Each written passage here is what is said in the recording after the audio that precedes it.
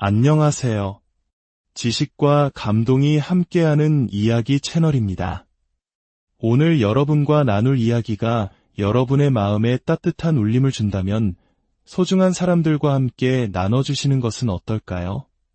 좋은 이야기는 나눌수록 더 큰 빛을 발하니까요. 저희 채널을 구독해주시면 삶의 깊이를 더하는 더 많은 이야기로 보답하겠습니다. 오늘 들려드릴 이야기는 뉴욕 맨해튼의 심장부, 월스트리트의 거대한 부호 가문에서 태어난 한 여성의 놀라운 인생 역전극입니다. 어린 시절부터 외모 콤플렉스에 시달렸던 한 헤지펀드 회장의 외동딸이 있었습니다. 그녀는 누구보다 뛰어난 두뇌와 실력으로 월스트리트에서 모두가 인정하는 분석가로 성공했지만 동료가 무심코 던진 단 한마디에 그동안 쌓아올린 모든 것이 산산조각 나고 말았습니다. 깊은 절망의 늪에서 허우적거리던 그녀는 우연히 아주 먼 나라 한국의 뷰티 철학을 접하게 됩니다. 그리고 그 만남은 그녀의 인생을 송두리째 바꿔놓았습니다. 3년 후 뉴욕 공항에 나타난 딸을 마주한 어머니는 놀라움을 금치 못했습니다. 눈앞의 여성이 자신의 딸이라는 사실을 알아보지 못했기 때문입니다. 과연 머나먼 한국 땅에서 그녀에게는 무슨 일이 있었던 걸까요? 제 이름은 케이트입니다.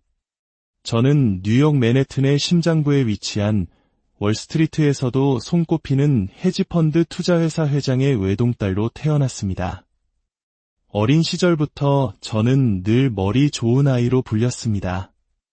초등학교 때부터 수학과 경제학에 특별한 재능을 보였고 18살이라는 이른 나이에 하버드 경영학과에 입학했죠. 졸업 후에는 제 전공을 살려 월스트리트 최고의 투자 분석가로 승승장구했습니다. 하지만 사람들이 제 능력을 칭찬할 때마다 그들의 표정 끝에는 항상 미묘한 아쉬움이 서려 있었습니다. 정말 똑똑하고 유능한데 외모가 조금만 더 받쳐졌더라면 하는 무언의 메시지였죠. 저는 어린 시절부터 통통한 체형이었습니다. 아무리 혹독한 다이어트를 해도 쉽게 살이 빠지지 않는 체질이었어요. 설상가상으로 사춘기 시절부터 시작된 심각한 피부 트러블은 성인이 되어서도 저를 괴롭혔습니다. 얼굴을 뒤덮은 여드름과 잡티는 아무리 두꺼운 화장으로도 가리기 어려울 정도였죠. 친구들은 제가 똑똑해서 좋다고 말했지만 화려한 파티나 사교 모임에는 늘 저를 빼놓았습니다. 마치 제 능력은 탐나지만 저라는 존재 자체는 필요 없는 것처럼 느껴졌습니다. 학창 시절의 댄스 파티는 제게 잊고 싶은 기억일 뿐입니다. 친구들이 설레는 마음으로 파트너를 구하는 동안 저는 늘 구석자리에 앉아 홀로 책을 읽어야 했습니다. 누군가 제게 다가온다 해도 그것은 파트너 신청이 아닌 숙제를 도와달라거나 시험 문제를 물어보는 용무가 전부였습니다. 하버드에 입학해서도 상황은 크게 달라지지 않았습니다. 교수님들은 제 논문과 발표를 극찬했지만 동기들과의 관계는 여전히 서먹했습니다. 저는 점점 더 혼자 있는 시간을 늘려갔고 오직 공부와 일에만 제 모든 것을 쏟아부었습니다. 아버지께서는 월스트리트에서 자수성가한 성공한 투자 은행가셨습니다. 아버지는 제 문제를 언제나 논리와 돈으로 해결하려 하셨죠. 제가 살이 쪘다고 고민을 토로하면 최고급 피트니스 클럽의 회원권을 끊어주셨고 피부가 좋지 않다고 하면 맨해튼에서 가장 비싼 피부과의 시술을 예약해 주셨습니다. 어머니는 뉴욕 사교계의 명사셨습니다. 어머니는 제 마음을 이해하려 노력하셨지만 동시에 가문의 명성을 위해 제가 완벽한 모습이기를 바라셨습니다. 파티에 참석할 때마다 제게 더 날씬해 보이는 드레스를 강요하시거나 화장을 더 진하게 하라고 조언하셨죠. 하지만 그런 외적인 변화는 근본적인 해결책이 되지 못했습니다. 오히려 저는 더욱 위축되었고 자존감은 바닥을 모르고 추락했습니다. 그럼에도 제게는 일이 있었습니다. 투자 분석만큼은 그 누구보다 자신 있었거든요. 복잡한 데이터를 분석하고 시장의 흐름을 예측하는 일은 저의 유일한 자신감의 원천이었습니다. 회사에서도 저는 능력으로 인정받는 직원이었습니다. 제가 작성한 투자 리포트는 항상 정확했고 고객들의 신뢰도 두터웠습니다. 동료들은 저를 오직 능력으로만 평가했고 제 외모에 대해서는 별다른 언급을 하지 않았습니다. 적어도 그 끔찍한 사건이 일어나기 전까지는 말입니다. 저는 매일 아침 가장 먼저 출근해 가장 늦게 퇴근하는 생활을 반복했습니다. 주말에도 회사에 나와 리포트를 작성하고 시장을 분석했죠. 그렇게 일에만 몰두하며 다른 생각을 하지 않으려 애썼습니다. 하지만 마음 깊은 곳에는 늘 지독한 외로움과 불안감이 도사리고 있었습니다. 모두가 부러워하는 성공을 거머쥔 것 같았지만 단 한순간도 진정으로 행복하다고 느껴본 적이 없었습니다. 그러던 제게 인생의 방향을 완전히 틀어버린 사건이 일어났습니다. 작년 봄이었습니다. 저희 회사에서 수십억 달러 규모의 중요한 신규 투자 프로젝트를 진행하게 되었고 그 프로젝트의 총괄 책임이 제게 맡겨졌습니다. 성공한다면 제 커리어에 거대한 족적을 남길 수 있는 절호의 기회였죠. 몇 달간 밤낮 없이 준비한 끝에 마침내 최종 프레젠테이션 날이 다가왔습니다. 고객사 임원들과 저희 회사 경영진이 모두 참석하는 그야말로 제 모든 것을 증명해야 하는 자리였습니다. 그날 아침 저는 평소보다 몇 시간이나 일찍 일어나 준비했습니다. 가장 비싼 정장을 차려입고 화장도 전문가에게 맡겼습니다. 발표 자료는 수백 번을 검토해 완벽 그 자체였습니다. 회의실에 들어서자 모든 시선이 제게 집중되었습니다. 긴장됐지만 저는 자신감을 갖고 발표를 시작했습니다. 시장 분석부터 투자 전략까지 모든 내용을 빈틈없는 논리로 설명해 나갔습니다. 고객들은 제 발표에 깊이 몰입했고 중간중간 고개를 끄덕이는 모습도 보였습니다. 발표가 끝나고 질의응답 시간까지 모든 것이 순조로웠습니다. 저는 속으로 안도의 한숨을 내쉬었습니다. 바로 그때였습니다. 제 동료 제이슨이 갑자기 입을 열었습니다. 케이트, 요즘 살이 좀 쪘네. 자기 관리도 못하는데 투자는 제대로 하겠어? 그 한마디가 회의실 전체를 얼어붙게 만들었습니다. 저는 그 순간 온몸의 피가 차갑게 식는 것을 느꼈습니다. 심장이 미친 듯이 뛰기 시작했고 얼굴이 불타는 것처럼 화끈거렸습니다.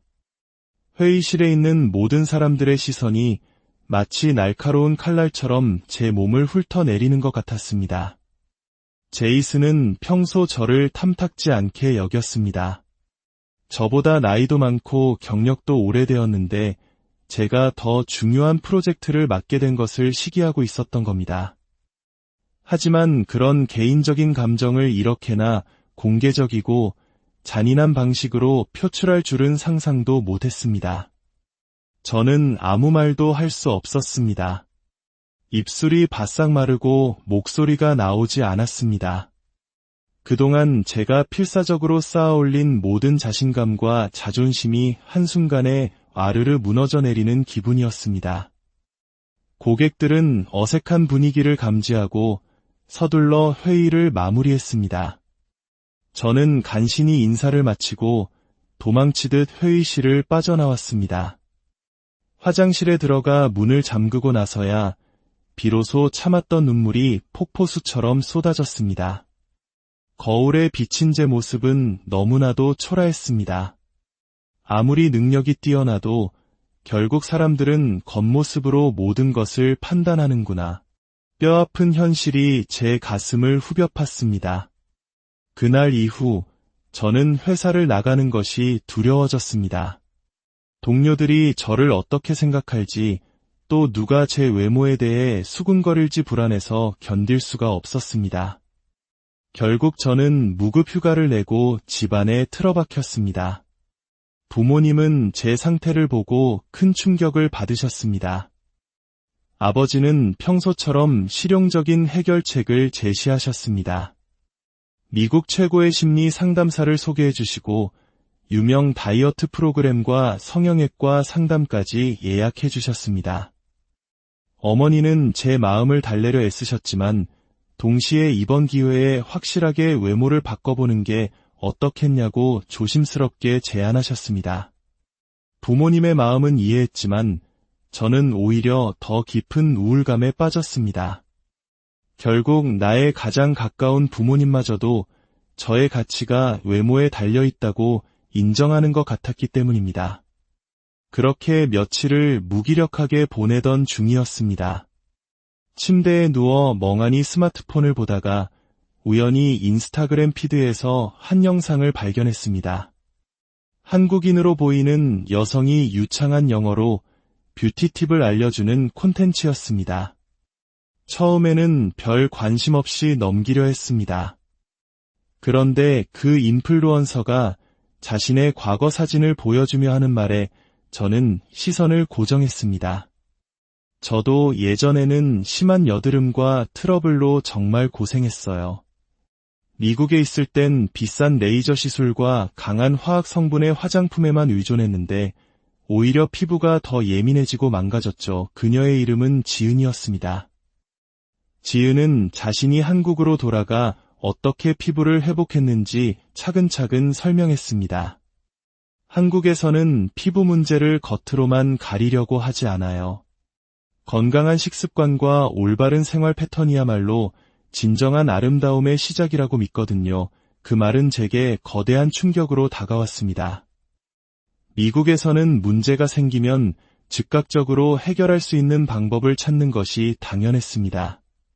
살이 찌면 지방 흡입 수술을 받고 피부가 나빠지면 레이저로 지져 없애는 것이 상식이었습니다. 저는 지은의 영상을 밤새도록 보면서 한국의 뷰티 철학에 대해 더 깊이 알게 되었습니다. 그것은 단순히 예뻐 보이기 위한 기술이 아니었습니다. 몸과 마음이 모두 건강할 때 비로소 진정한 아름다움이 발현된다는 깊이 있는 철학이었습니다. 특히 인상 깊었던 것은 한국의 전통 음식이 피부에 미치는 영향에 대한 설명이었습니다. 김치와 된장 같은 발효 음식들이 장 건강을 개선하고 그것이 곧 피부 건강으로 이어진다는 내용이었죠. 미국에서는 프로바이오틱스를 비싼 영양제로 섭취해야 한다고 생각했는데 한국에서는 일상적인 식사를 통해 자연스럽게 섭취하고 있다는 사실이 놀라웠습니다. 또한 한국 여성들의 운동 문화에 대한 이야기도 흥미로웠습니다.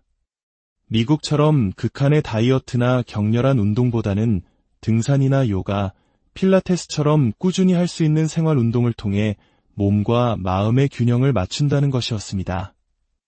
가장 놀라웠던 것은 한국 화장품에 대한 철학이었습니다. 한국 화장품은 즉각적인 효과보다는 꾸준한 관리를 통해 피부 본연의 힘을 되찾아주는 것을 목표로 한다고 했습니다. 제가 미국에서 사용했던 화장품들은 대부분 하룻밤 만에 여드름 제거, 일주일 만에 주름 개선 같은 자극적인 문구로 즉각적인 효과를 약속했지만 결국 피부를 더 지치게 만들 뿐이었습니다. 저는 완전히 새로운 세계를 발견한 기분이었습니다. 그동안 제가 맹목적으로 추구해왔던 즉각적인 효과와 완벽함이 오히려 독이 될 수 있다는 것을 깨달았기 때문입니다. 그날 밤 저는 결심했습니다. 한국에 직접 가보고 싶다는 강렬한 열망이 솟구쳤습니다. 부모님의 반대는 예상대로 거셌습니다. 아버지는 피부 문제는 뉴욕 최고의 병원에서 해결해야지, 검증되지도 않은 방법을 시도하러 그 먼 곳까지 가는 건 비효율적이다라며 반대하셨습니다. 어머니 역시 언어 문제, 음식 문제, 안전 문제를 걱정하셨습니다. 하지만 저는 물러서지 않았습니다. 지금까지 모든 것을 데이터와 논리로만 해결하려 했어요. 하지만 이번만큼은 제 직감을 믿고 싶어요. 한국에서 제가 찾던 답을 발견할 수 있을 것 같아요. 간절한 설득 끝에 저는 마침내 부모님의 허락을 받아냈습니다. 그리고 3개월 후 저는 인천국제공항에 도착했습니다. 한국에서의 첫 몇 주는 혼란의 연속이었습니다. 명동의 화장품 가게들은 너무 많았고 어떤 제품이 제게 맞는지 알 수 없었습니다. 언어의 장벽도 생각보다 높았습니다. 그러던 중 우연한 기회에 수정이라는 한국인 친구를 만나게 되었습니다. 한국어 학원의 문화체험 프로그램에서 만난 수정은 화려하진 않지만 맑고 건강한 에너지를 가진 친구였습니다. 저는 수정에게 제 모든 이야기를 털어놓았습니다. 외모 콤플렉스로 힘들었던 어린 시절, 동료에게 받았던 깊은 상처, 그리고 한국의 뷰티 문화에 희망을 걸게 된 계기까지. 수정은 어떤 판단이나 조언도 없이 그저 제 이야기를 끝까지 진심으로 들어주며 공감해 주었습니다. 언니, 정말 힘드셨겠어요. 하지만 여기까지 와서 변화를 시도하려는 용기가 정말 대단해요. 수정은 비싼 시술이나 화장품보다 가장 기본적인 것부터 시작하자고 제안했습니다. 건강한 한식을 먹고 올바른 생활 습관을 기르고 마음의 평화를 찾는 것이 먼저라고 했습니다. 다음 날부터 수정은 저를 여러 곳으로 이끌었습니다. 전통시장에서 신선한 제철 나물로 만든 비빔밥을 맛보게 해주었고 함께 찜질방에 가 땀을 빼며 몸의 독소를 배출하는 법을 알려주었습니다. 찜질방은 단순히 사우나를 하는 곳이 아니었습니다. 한국인들이 함께 휴식하고 소통하며 에너지를 재충전하는 독특하고 따뜻한 문화 공간이었습니다. 주말이 되자 수정은 저를 아차산으로 데려갔습니다. 처음에는 등산이 부담스러웠지만 수정은 제 걸음걸이에 맞춰 속도를 조절해 주었고 힘들 때마다 격려해 주었습니다. 마침내 정상에 올랐을 때 눈앞에 펼쳐진 서울의 전경은 제 평생 잊을 수 없는 감동을 선사했습니다. 그리고 무엇보다 제 자신의 힘으로 정상까지 올라왔다는 성취감은 그 어떤 성공보다 값지게 느껴졌습니다. 수정은 미리 준비해온 보온병의 따뜻한 숙차와 직접 싼 김밥을 건네주었습니다. 산 정상에서 함께 나누어 먹는 김밥과 차는 세상 그 어떤 진수성찬보다 맛있었습니다. 미국에서는 언제나 혼자 경쟁하듯 운동했지만 한국에서는 함께 땀 흘리고 서로를 격려하며 소박한 음식을 나누는 따뜻한 문화를 배웠습니다. 그날 저는 한국인들이 말하는 정이라는 감정을 처음으로 느꼈습니다. 단순한 우정을 넘어 함께하는 시간을 통해 쌓이는 깊고 따뜻한 유대감. 서구의 논리로는 설명하기 힘든 마음으로 느껴지는 그 감정이었습니다. 그 후로 저는 매주 수정과 함께 때로는 등산 동호회 사람들과 함께 산에 올랐습니다. 그들은 저를 월스트리트에서 온 외국인으로 특별하게 대하지 않았습니다. 그저 함께 산을 오르는 동료로 친구로 자연스럽게 받아들여 주었습니다. 특히 60대, 70대 어르신들이 젊은 사람들 못지않은 체력으로 산을 오르시는 모습은 제게 큰 영감을 주었습니다. 그분들의 건강 비결은 특별한 것이 아니었습니다. 꾸준히 몸을 움직이고 좋은 사람들과 함께 웃고 이야기하는 것, 그것이 전부였습니다. 한국에 온 지 한 달이 지났을 무렵부터 제 몸에 놀라운 변화가 찾아오기 시작했습니다. 체중이 건강하게 줄어들기 시작했고 무엇보다 체력이 몰라보게 좋아졌습니다. 밤에는 깊은 잠을 잘 수 있게 되었고 아침에 일어날 때의 개운함은 정말 오랜만에 느껴보는 감각이었습니다. 몸이 건강해지자 수정은 이제 본격적으로 피부 관리를 시작해보자고 했습니다.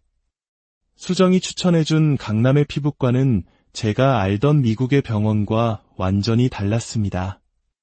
의사 선생님은 제 피부 상태를 꼼꼼히 살핀 후 레이저 시술이 아닌 제 생활 습관에 대해 먼저 물어보셨습니다.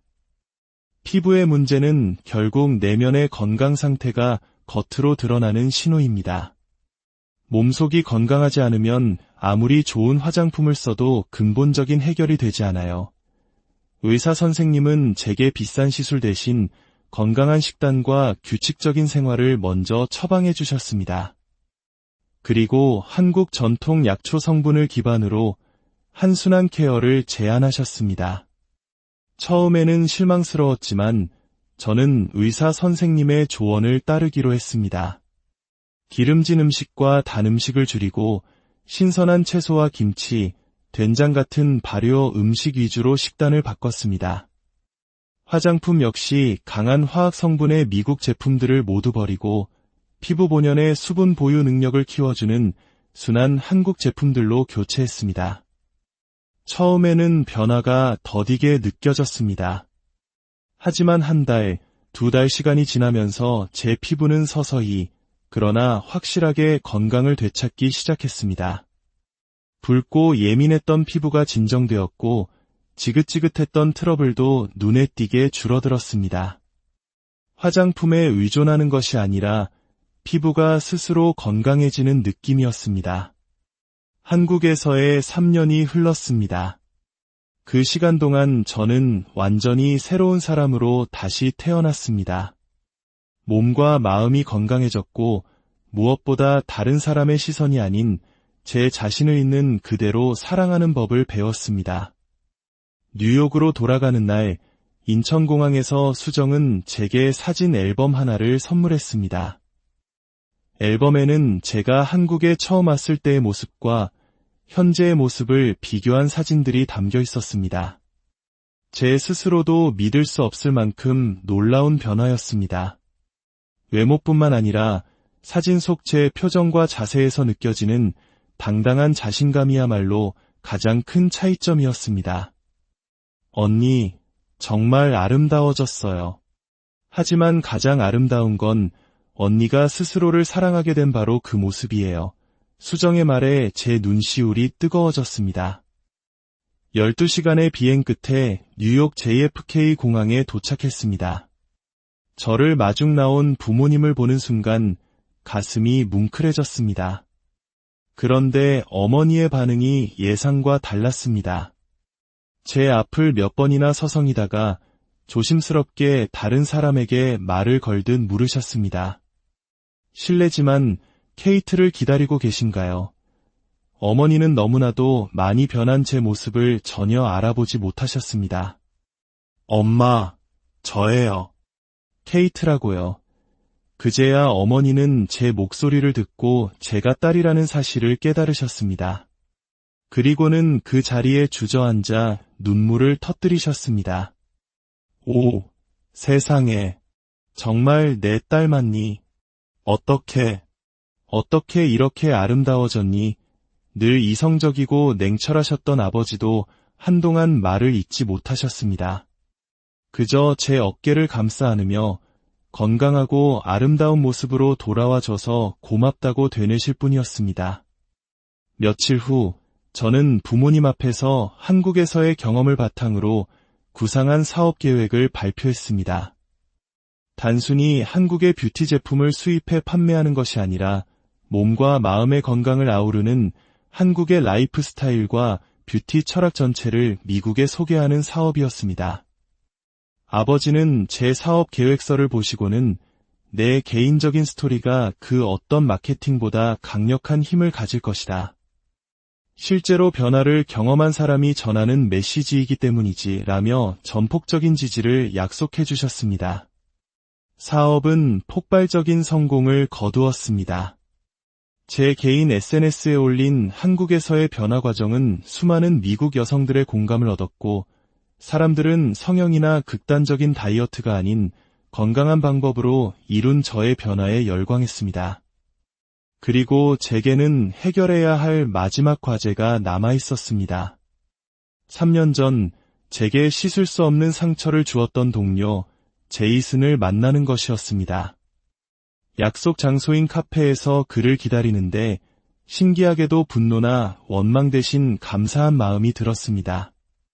그의 잔인한 말이 없었다면 저는 결코 한국에 가지 않았을 테고 지금의 저도 없었을 테니까요. 카페에 들어선 제이슨은 저를 알아보지 못하고 한참을 두리번거렸습니다. 제가 손을 흔들자 그제야 믿을 수 없다는 표정으로 다가왔습니다. 케이트, 정말 당신이야. 완전히 다른 사람이 됐는데 저는 차분하게 지난 3년간의 이야기를 들려주었습니다. 제 이야기를 듣는 내내 제이슨의 얼굴에는 미안함이 가득했습니다. 그리고 그는 진심으로 제게 사과했습니다. 정말 미안해, 케이트. 그때 내가 너무 심한 말을 했어. 저는 미소를 지으며 대답했습니다. 괜찮아, 제이슨. 오히려 고마워. 예전의 나라면 당신의 한마디에 무너졌겠지만 이제는 아니야. 그 상처가 있었기에 나는 더 강해질 수 있었어. 그날 저는 진정한 용서란 무엇인지 깨달았습니다. 그것은 상대방을 원망하는 마음을 내려놓는 것을 넘어 아팠던 경험을 통해 성장한 나 자신에게 감사하는 마음이었습니다.